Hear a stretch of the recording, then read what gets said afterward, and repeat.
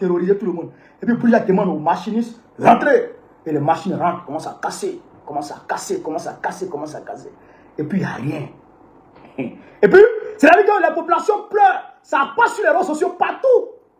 Pendant des heures. Ouais, mesdames et messieurs, bonjour. Cela dépend de ta position géographique. Nous allons écouter ce super activiste pour savoir qu'est-ce qui se passe réellement en Côte d'Ivoire. Alors, chers camarades des peuples d'Afrique, peuple de Côte d'Ivoire, peuple de l'Iptako Goum, peuple d'Afrique du Sud, du Nord, de l'Est, de l'Ouest, en passant par le centre, soyez salués en vos rangs, grades et qualités. Peuple afro-descendant des Caraïbes, des Antilles, soyez tous salués, chers camarades. Alors, camarades, aujourd'hui, on va aborder la question des déguerpissements abusifs en Côte d'Ivoire. Parce que Dra, il devient fou. Il perd la tête. Donc, eux, ils pensent que les Ivoiriens sont bêtes. Mais les Ivoiriens ne sont pas bêtes, hein. Les Ivoiriens que tu vois là, ils sont intelligents. Et ils savent lire entre les lignes. Ils savent lire entre les lignes. Mais avant, on est en train de regarder le match. L'Afrique du Sud a perdu face au Mexique. Ah, les Mexicains n'ont pas joué à nous. Ils ont mis 2-0. 2-0, 2 cartons rouges côté sud-africain et puis un carton rouge côté mexicain. C'est-à-dire que ces cartons rouges là, on a pu égaliser un. Non, il y aura moins. Ok. Bavana. Si c'est comme ça, vous allez venir jouer le ballon ici là. Mais il était mieux de laisser d'autres équipes africaines venir. Vous jouez André, il y a œuf dans votre ventre. C'est quoi ça? Hein? Vous courez André, il y a œuf dans votre ventre. Vous ne vous entraînez pas bien quoi? Méfiez-vous, hein? Il y a vu des Nigérians, d'accord, les supporter les Mexicains. Parce que, voilà, l'Afrique du Sud est en pleine guerre contre les étrangers là-bas dans leur pays, sur son territoire. Bon, moi en tout cas, je ne peux pas supporter blanc face à noir, jamais de la vie. Même si je suis en train de faire parler avec le noir, là. Si je me retrouvé en conflit avec blanc, moi je prends position pour mon frère noir. C'est ça aussi qui est la vérité. Même si entre nous on se frappe, on s'est frappé, après on s'est réconcilié. Mais pour dire, moi j'ai supporté une équipe, mais une équipe d'un pays blanc par rapport à un pays africain, jamais de la vie. Je ne peux jamais faire ça dans ma vie. Même si entre nous-mêmes africains, ici on se frappe là, on va s'entendre.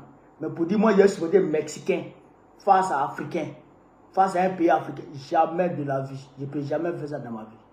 Voilà, ça c'est une réalité aussi. Ça, il faut qu'on éclaircisse ça. Il y a beaucoup qui ont supporté les Mexicains face aux Sud-Africains à cause de ce qui se passe en Afrique du Sud contre les étrangers.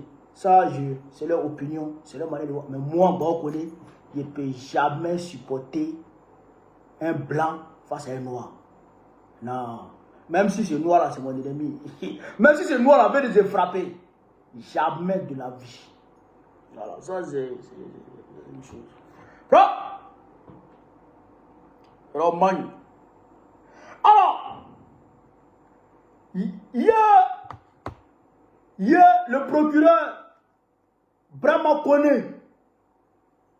Le procureur Brahma Kone dit que Brou Jacques à Louis Brou Jacques s'est levé un matin, il est parti à la justice, et puis un juge lui a donné une grosse lui autorisant, d'accord, à aller déguerpir 34 hectares à Koumassi. 34 hectares.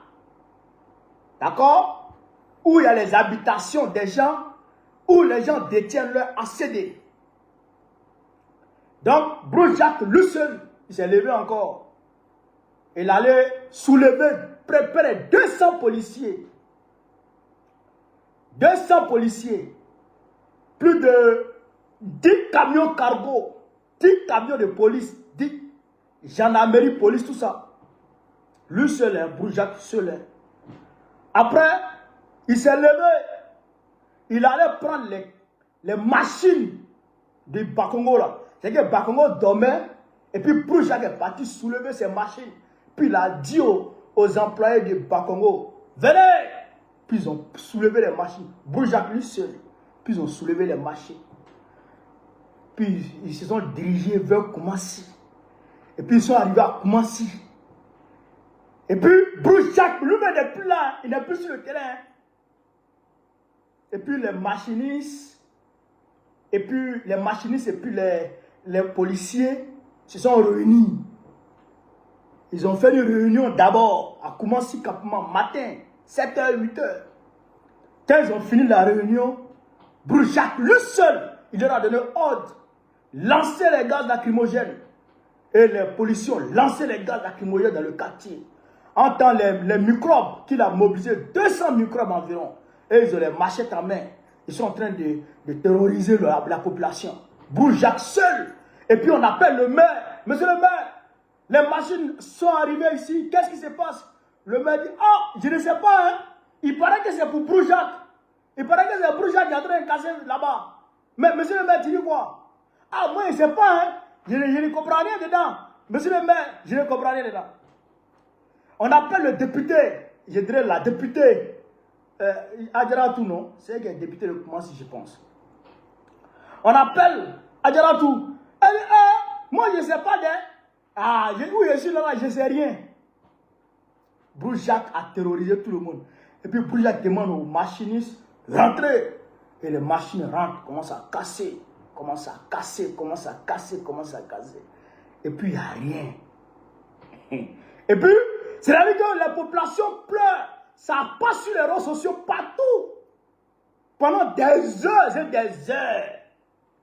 Bruce Jacques casse 10 hectares. Il finit de casser 10 hectares. Le maire de Koumassi vient. Ah, moi je suis venu vous parler. Ce n'est pas moi, c'est pas moi. Parce que il paraît que c'est Bruce Jacques. C'est Bruce Jacques qui est venu casser votre quartier. Ah, moi, je suis le maire de Koumassi, mais moi, je ne sais pas moi là, je ne suis pas au courant les populations ils regardent. Et puis la ministre Belmont Dogo, ministre de la solidarité, de la femme et de l'enfance, tout ça là. Elle se déplace. Elle vient donner pain, sardine. Je vais vous donner 3 millions. Et puis, personne ne sait, hein? C'est Bruce Jacques seul qui fait ça. Bruce Jacques, non, Bruce Jacques, ouais. Est-ce que c'est pas Bruce Jacques qui est président du pays là en même temps? Bruce Jacques, est-ce que c'est pas lui qui est le président du pays là?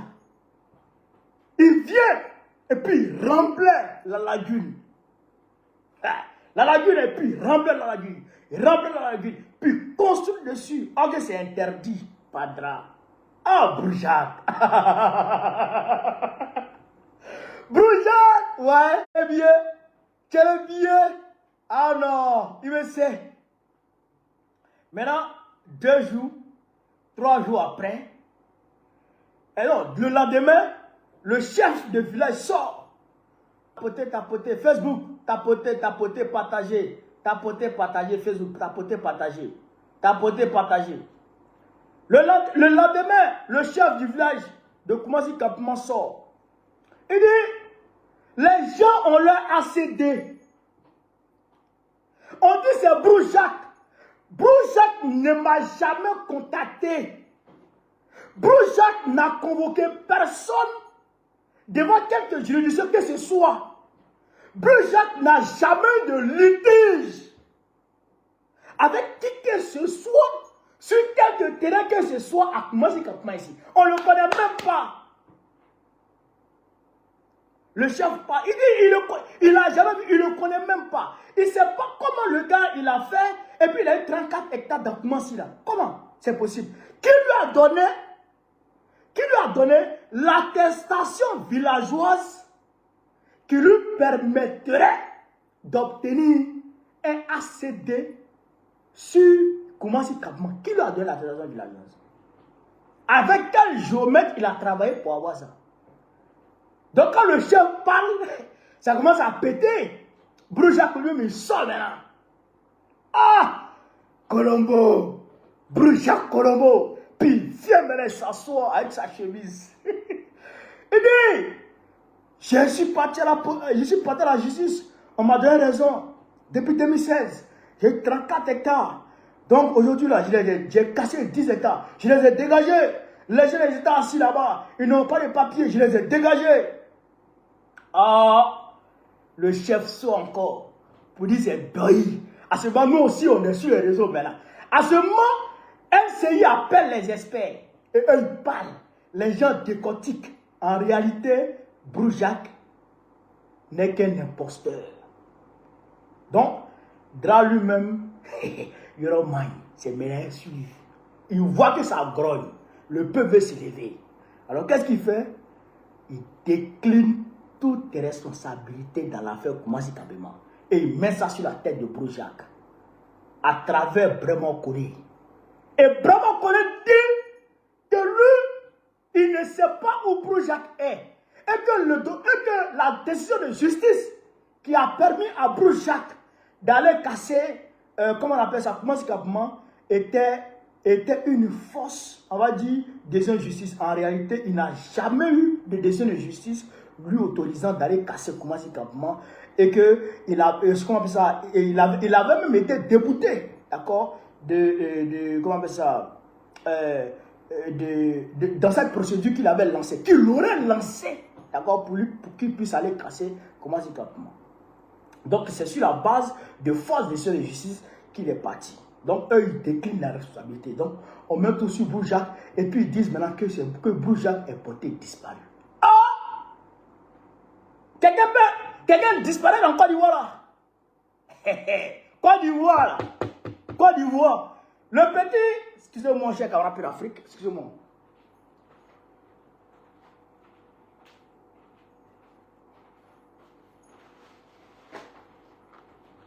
Pendant la vidéo.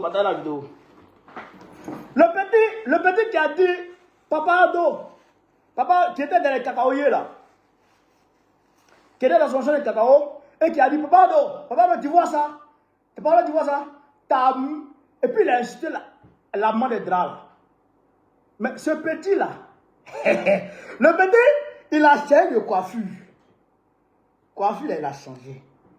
Il s'est rasé avec Coco Taï. Téléphone là, il a changé. Le petit, il est parti sur d'un campement quelque part là-bas. Mais Dra est parti le récupérer, puis il l'a ramené. Le petit là, ils sont allés le chercher, puis l'ont serré, puis l'ont envoyé à la PSCC. Vous comprenez?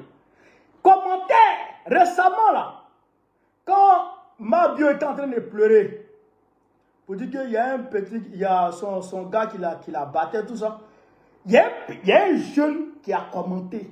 Simple commentaire. Commentaire. Ils ont battu le Syrie et puis ils l'ont envoyé. Commentaire. Combien de personnes ils ont arrêté à cause de commentaires en Côte d'Ivoire? Combien de personnes? Et Brujac s'assoit, gaillardeux et puis fait, et puis. C'est-à-dire il se croyait en bon connaît quoi. Il se croyait en bon connaît. Puis il parle au camarade peu d'Afrique. Puis il dit lui l'effort le plus national et international. Puis il parle. Là, finit de parler, puis les médias en parlent. C'est quand un jour, 2 jours, 3 jours. C'est maintenant après, toi t'as dit que l'on touchait Brujac. Tu dis ça qui? Procureur vraiment, tu dis ça qui? Hein? On va écouter ici les populations de Koumassi Kapma elles-mêmes. On va les écouter. On va les écouter. C'est également plus d'Afrique.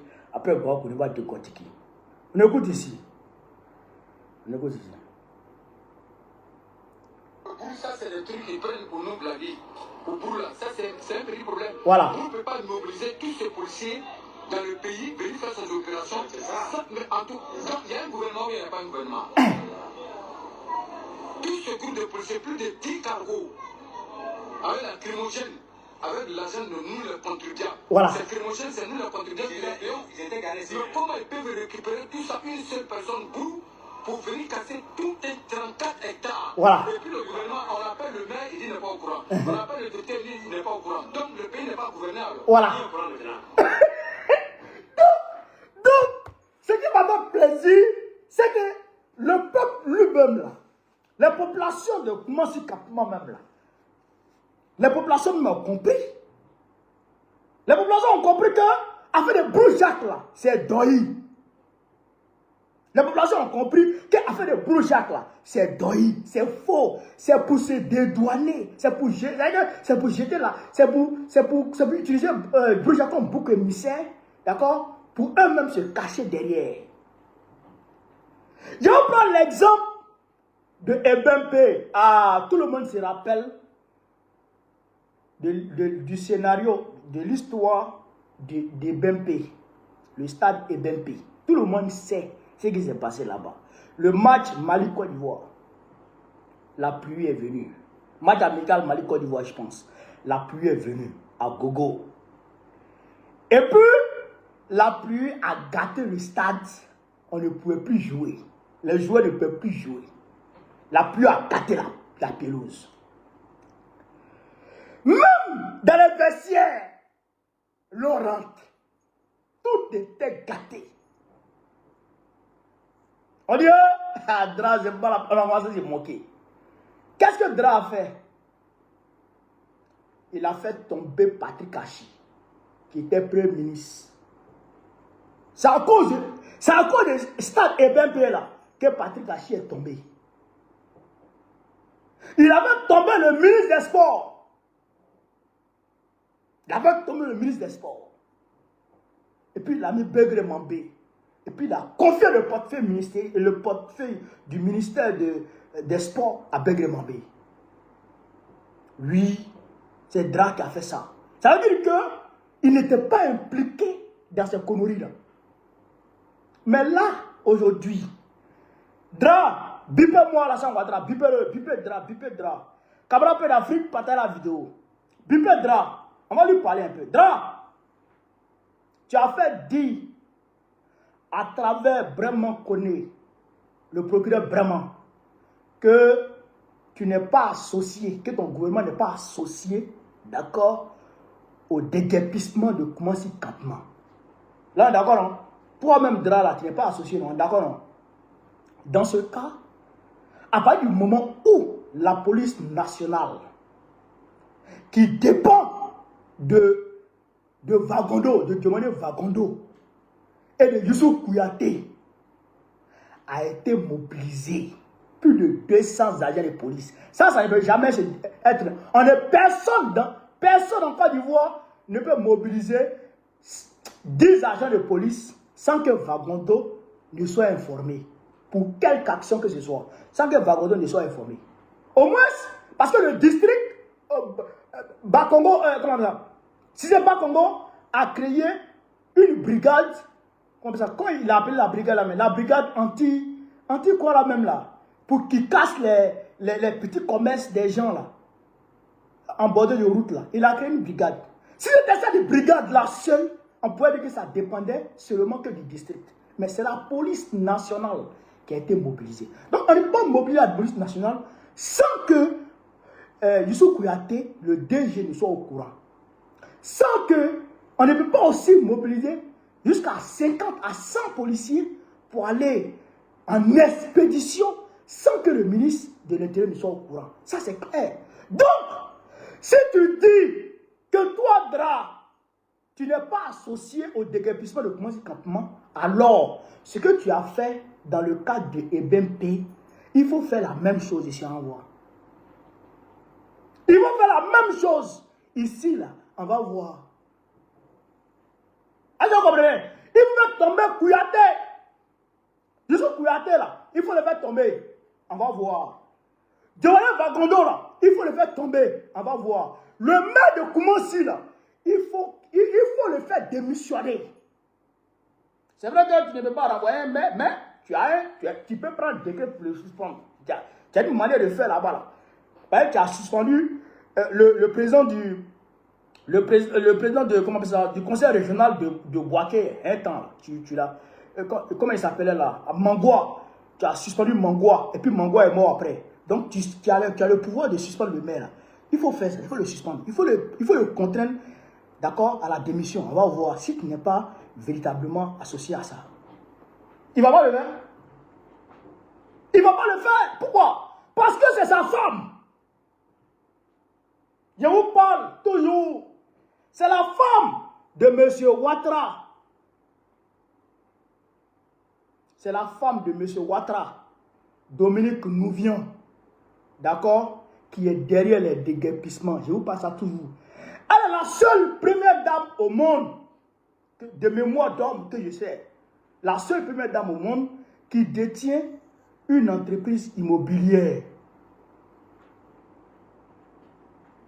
La seule femme, la seule première dame qui détient une entreprise immobilière.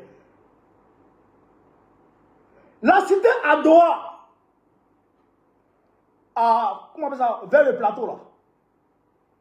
La cité à Doha, vers Atekoubéa. Qui a vendu ce terrain-là à Dominique Ouattara pour qu'elle cède ça à l'entreprise à Doha, avec elle-même son entreprise, afin d'exploiter ce terrain? Qui? C'est Dao Poulin.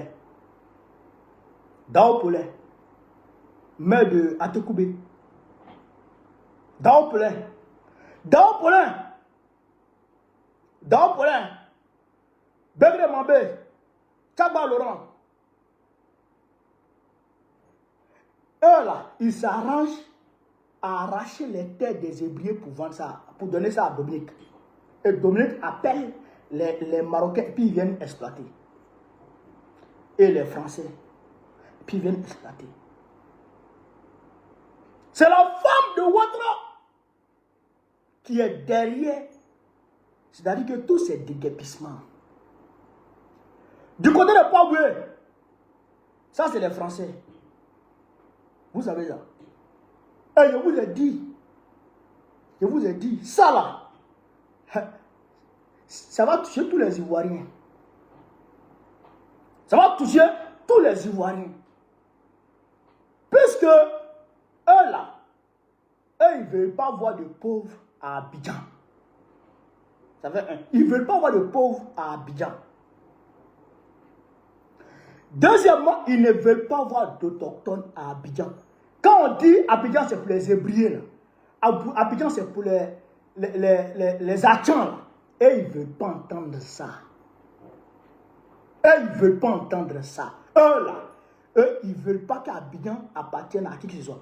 Pas Abidjan seul, ça. La Côte d'Ivoire elle-même, là, ils ne veulent pas que la Côte d'Ivoire appartienne à quelques groupes ethniques que ce soit. Eux, la Côte d'Ivoire doit appartenir, c'est-à-dire que à la France et aux plus riches. Vous comprenez ça? C'est un camarade de l'Afrique. C'est pourquoi j'ai aimé cette vidéo que je vais vous présenter. Partagez au maximum la vidéo. Partagez au maximum. On va s'entendre. On va s'entendre, cher camarade. Partagez la vidéo. Partagez la vidéo. You're mine. On va écouter cette vidéo. Rien n'est sorti. Et puis en plus on va à la mairie, vous dites que vous allez venir ramasser mes terres. Non, c'est pas possible.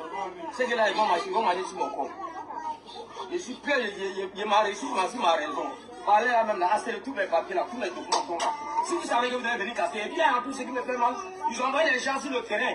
Vous dites qu'on a qu'à les payer impôts. On a qu'à les payer des impôts. Mais sinon on me dit, ceux qui doivent les impôts, on n'a qu'à les payer impôts. Oh putain, la fête c'est mercredi. Voilà. Vous avez compris ça? Le gars Le frère dit, il a 45 ans, je pense. Il dit que ils ont cassé, non? Ok. Mais les gravats qui sont là, la mairie avait dit qu'elle n'est au courant de rien. C'est pas ça? Mais on dit, elle dit qu'elle va venir ramasser les gravats pour pouvoir exploiter le terrain. Donc, lui dit, peut-être que la mairie va marcher sur son corps. Parce que lui, il ne va pas accepter. Alors, et ils vont s'organiser pour résister. Vous comprenez ça? Ils disent qu'ils vont s'organiser pour résister. Et c'est la meilleure manière de résister. De rester. Partagez, chers camarades, il est bien. Voilà.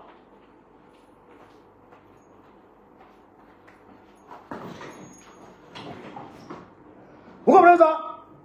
Ils disent qu'ils vont résister. Donc, c'est ce qui est. C'est ce qui est juste.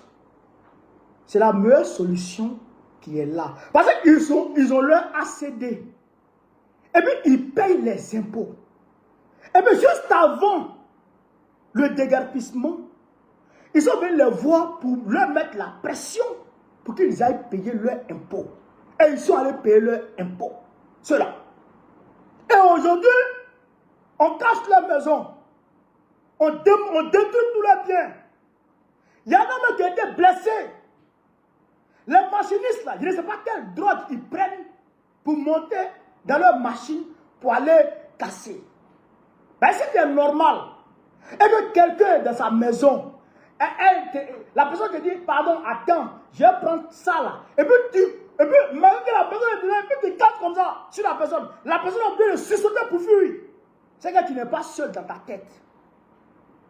C'est que tu n'es pas seul dans... C'est pourquoi à San Pedro, 2008-2009, on a montré aux couleurs aux machinistes de Namo Clément. Derrière le commissariat, San Pedro, derrière le commissariat. Renseignez-vous. Renseignez-vous. Il y a des machinistes qui ont fui. Ils ont fui. C'est-à-dire qu'ils ont oublié leurs chaussures. Machine même, on ne parle pas de ça. Hein. Ils ont fui pour mettre dedans. La police là. Voici le commissariat, voici là où ils veulent casser. Lui, et puis le policier met dedans. Le maire, Namo Clément, lui, il est venu. Il l'a mis dedans, il a échappé belle. Il a échappé belle. Il y a un machiniste qui est venu matin avec sa machine, il attendait l'ordre de démarrage. Il est resté dans sa machine, il a commencé à dormir. Il ne s'est plus réveillé. Personne ne l'a touché. Il n'a pas été blessé, rien du tout. Mais il ne s'est plus réveillé. Ils sont partis l'accompagner. Mais oui, parce que, chers camarades d'Afrique, tu ne peux pas déshumaniser un être humain comme ça. Oh, là-bas, là, il n'avait pas d'ACD. Hein. Ça, je vous le dis. Il n'avait pas d'ACD. Derrière le commissariat, là, Bardo, là, il n'avait pas d'ACD. Namo Clément était obligé de restructurer le quartier et puis partager le terrain entre les habitants.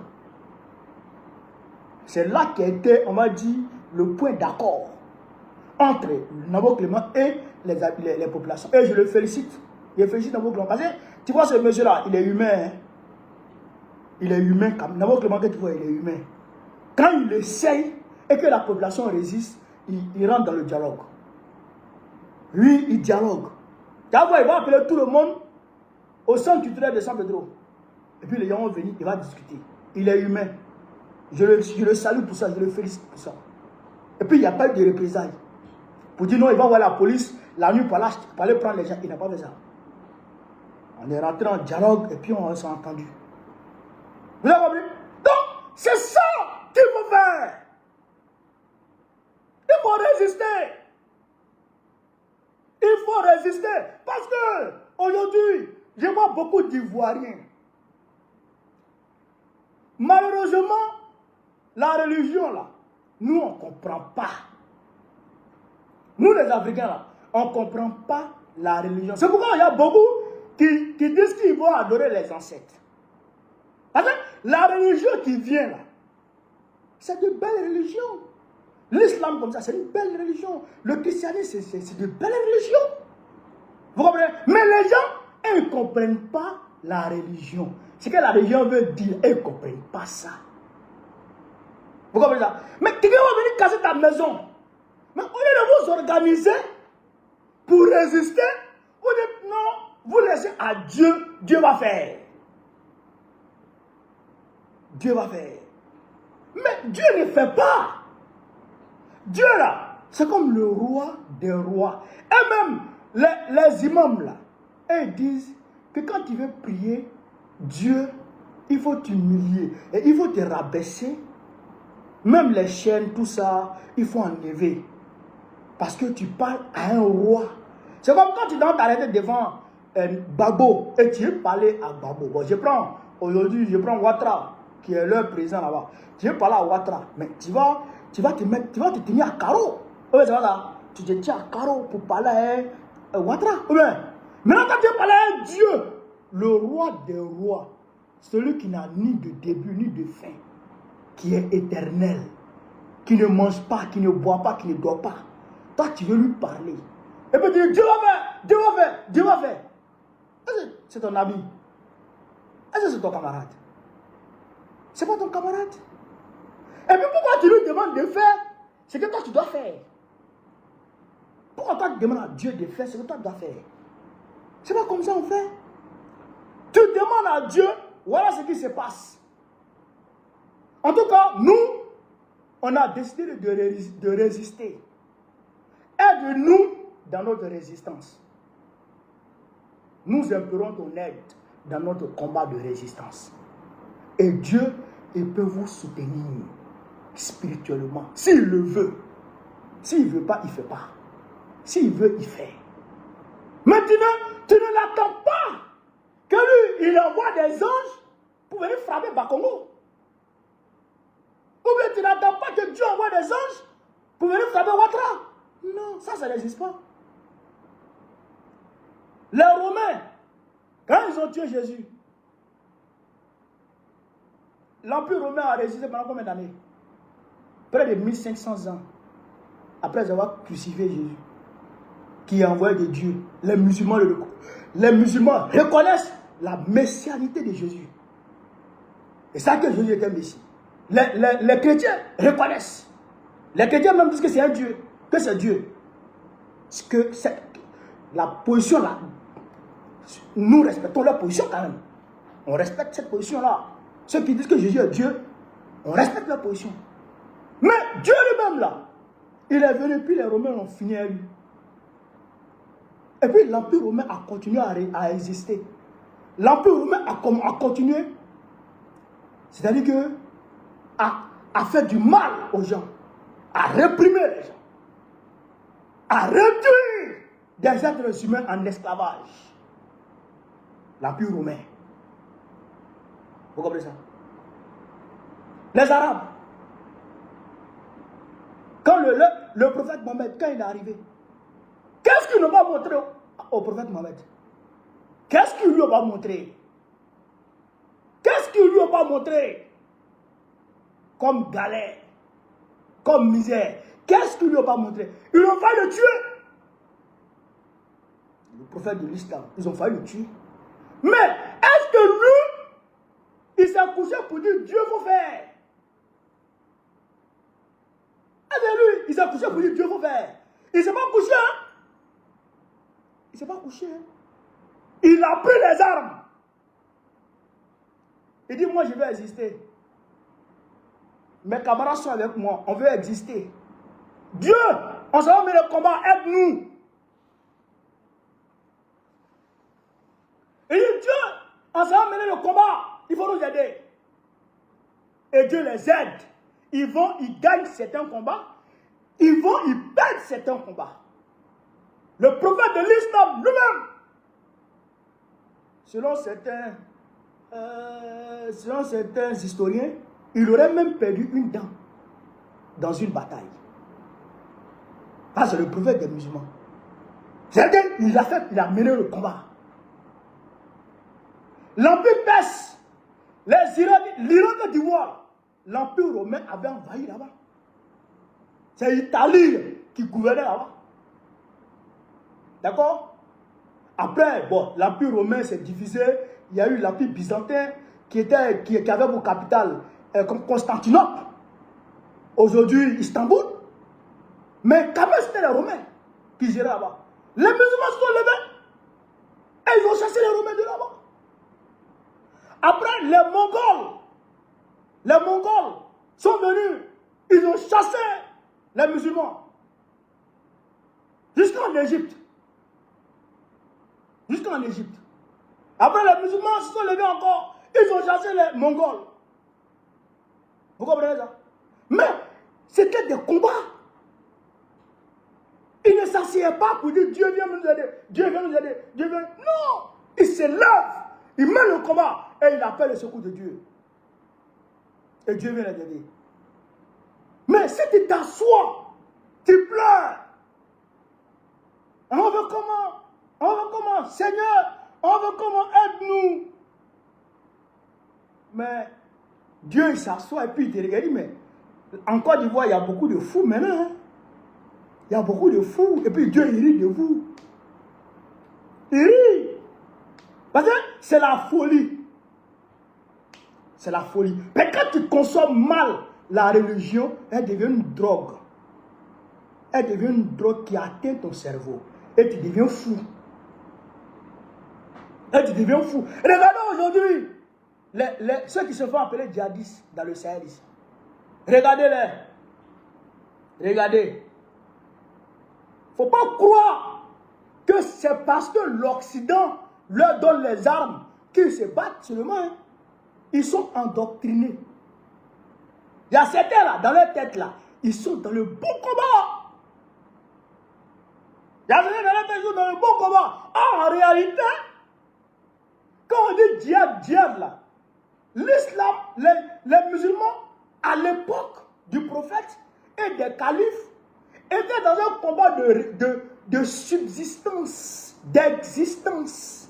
Parce qu'à l'époque, c'était les guerres d'empire, de royaume. L'empire perse vient attaquer tel empire, l'empire romain vient attaquer tel empire, l'empire, comment on appelle ça,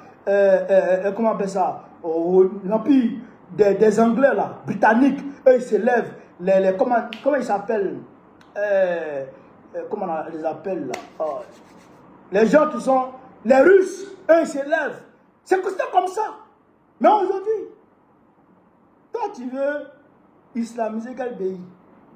Toi tu veux étendre ton califat sur quel pays? Aujourd'hui là, toi tu as quel problème? Donc ça ne peut pas exister encore. Ça c'est un faux combat. Ça c'est fini ça. Ça c'est le combat de l'islam. La guerre de l'islam. Ça c'est fini il y a longtemps ça. Ça c'est fini ça. Ça c'est fini avec la chute de l'Empire ottoman. C'est fini. L'islam n'a plus besoin de prendre un pour faire combat. Non. Déjà même la parole même déjà est en train de faire le travail. L'islam n'a plus besoin de prendre les armes pour mener quelques combats que ce soit. Après la chute de l'Empire ottoman. 1917. C'est fini. Vous comprenez ça? Donc, aujourd'hui, ce qui est juste, ce qui doit être fait, c'est de s'organiser comme nous sommes en train de le faire au PPACI. Nous, on est en train de s'organiser. Et je voudrais saluer le PDG RDA pour son communiqué, pour sa déclaration. Le PDG qui exige la démission de Fagondo. J'ai aimé, mes chers frères du PDCI, j'ai aimé votre déclaration. Ça me va droit au cœur. C'est comme ça qu'on doit se battre. Donc, il faut se mobiliser. Il faut s'organiser pour résister. Moi, je vous le dis, ils ne veulent pas de pauvres en Côte d'Ivoire. Ils ne veulent plus de pauvres à Abidjan. Ils ne veulent plus d'autochtones à Abidjan. Et s'ils ont fini avec Abidjan, ils vont passer par Dabou. Après Dabou, Bonois, à côté, à l'épée, à Zopé, tout ça, ils vont commencer à tout casser. Pour vendre aux gens. Parce que vous voyez le déplacement de certains peuples. Il y a des territoires là. Il y a des territoires dans ce monde-là. non seulement ces territoires-là, à cause du réchauffement climatique, là-bas, les gens ne peuvent plus vivre là-bas. L'eau est en train d'envahir tout là-bas. Donc, c'est les habitants de là-bas, et ils se déplacent. Vous voyez les Américains, non? Vous voyez Donald Trump, non? Il allait signer un contrat avec Tshisekedi pour envoyer les réfugiés là-bas. Les réfugiés, comment on appelle ça, mexicains de l'Amérique latine, là. Les latinos, là. Hein, il les prend, il les envoie là-bas. Parce qu'il ne veut plus d'eux aux États-Unis. Parce qu'il y a peur de place. Il y a peur de place. Donc, il y a certains peuples-là qui sont obligés de se déplacer pour aller ailleurs. Vous voyez les Libanais. De toute façon, ils arrivent encore. Vous voyez, non? Vous voyez, non? Donc, il faut chasser les Ivoiriens pour les envoyer nous là-bas. Et puis, leur donner à Abidjan. J'ai dit, depuis longtemps, il y a dit, votre combat contre les Libanais, là, ça ne peut pas prospérer. Parce que vous ne connaissez pas le fond du problème. Et j'ai dit, c'est la France qui installe les Libanais en Côte d'Ivoire. J'ai dit ça. Puisque, de la manière Israël est aujourd'hui dans le Moyen-Orient pour les États-Unis, vous voyez comment les États-Unis protègent Israël dans le Moyen-Orient. Dès que tu touches à Israël net, les États-Unis se lèvent. C'est la même chose que pour la France au Liban. Dès que tu touches au Libanais net, hop, la France se lève. Vous voyez qu'il y a des bisbilles entre Macron et puis Netanyahou.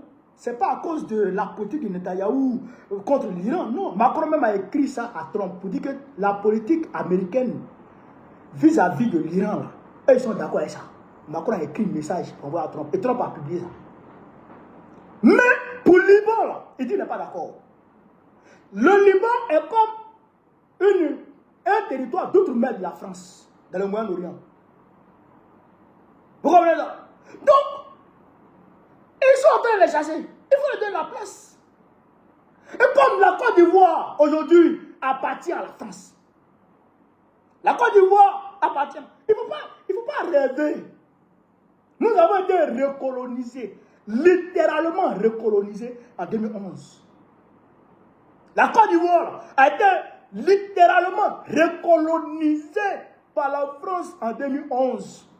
Hey, vous pensez que les Français vont mobiliser leurs rafales, leurs gazelles, leurs bombes pour aller frapper la maison de Gbagbo, frapper les, comment on appelle ça, les bases militaires de la Côte d'Ivoire, les armes lourdes de la Côte d'Ivoire pendant plus de 4 jours, à 11 jours, sans cesse, les bombardements sans cesse. Vous connaissez le prix d'un seul obus? Vous connaissez le prix d'un seul obus? Vous connaissez le prix, c'est-à-dire que, comment on appelle ça, le tarif d'un pilote d'avion de chasse. Vous connaissez le prix d'un avion de chasse? Donc, la France va engager tout ça dans un combat parce que, voilà, elle aime les hommes qui ont bouche penchée. Parce qu'elle aime Ouattara, parce que Ouattara a bouche penchée, Ouattara a yeux penchés. Donc, la France aime les gens comme ça. Donc, elle va mobiliser tout cet arsenal-là pour aller attaquer la Côte d'Ivoire, engager même des troupes au sol. Engager des troupes au sol. Pourquoi? Pour les beaux yeux de Ouattara. Non. Elle a fait ça pour recoloniser la Côte d'Ivoire. Pour reconquérir la Côte d'Ivoire. Et elle a réussi en 2011. La Côte d'Ivoire appartient à la France exclusivement. Exclusivement. Et donc vous avez que c'est la France, c'est le trésor français qui paye les impôts, les fonctions de Côte d'Ivoire. Et donc vous avez que tout l'argent de la Côte d'Ivoire, ça va en France. Tout va là-bas.